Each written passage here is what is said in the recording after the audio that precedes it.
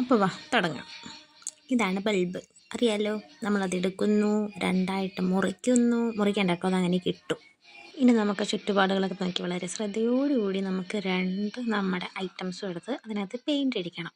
First paint അടിക്കുമ്പോൾ തന്നെ നല്ല ക്ലാരിറ്റിയിൽ കളർ കിട്ടുമെന്നൊന്നുമില്ല, ആക്രിലിക് ആണ്. സോ അതിൻ്റേതായിട്ടുള്ള ടൈം എടുക്കും. ഞാനതിപ്പോൾ ഒരു 2 കോട്ടിങ് കൊടുത്തിട്ടുണ്ട്, അതുകൊണ്ടാണ് ഇത്രയും ഡാർക്കായിട്ട് കിട്ടുന്നത്.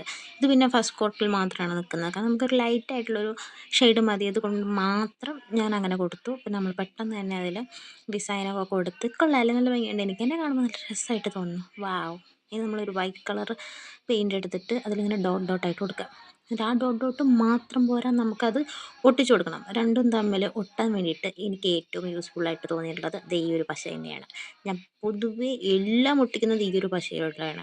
പിന്നെ ഒരിത്തിരി ടൈം എടുത്തിട്ടായാലും വേണ്ട, നല്ലപോലെ രണ്ടും കൂടി ഒട്ടാനായിട്ട് സമയം കൊടുക്കുക. അങ്ങനെ നല്ലപോലെ ഒട്ടിയതിന് ശേഷം വൈറ്റ് കളറിൽ ഡോട്ട് ഇട്ടതിൻ്റെ ചുറ്റും നമുക്ക് ബ്ലാക്ക് കളർ കൊണ്ടൊന്നും മാർക്ക് ചെയ്ത് കൊടുക്കാവുന്നതാണ്. അടിപൊളിയായിട്ടുള്ള കാണാൻ എനിക്ക് ഭയങ്കരമായിട്ട് ഇഷ്ടപ്പെട്ടു കേട്ടോ. നിങ്ങൾക്ക് ഇഷ്ടപ്പെട്ട ലൈക്ക് ചെയ്യുക, ഷെയർ ചെയ്യുക, സബ്സ്ക്രൈബ് ചെയ്യുക. ഇനി നെക്സ്റ്റ് വീഡിയോയിൽ കാണാം.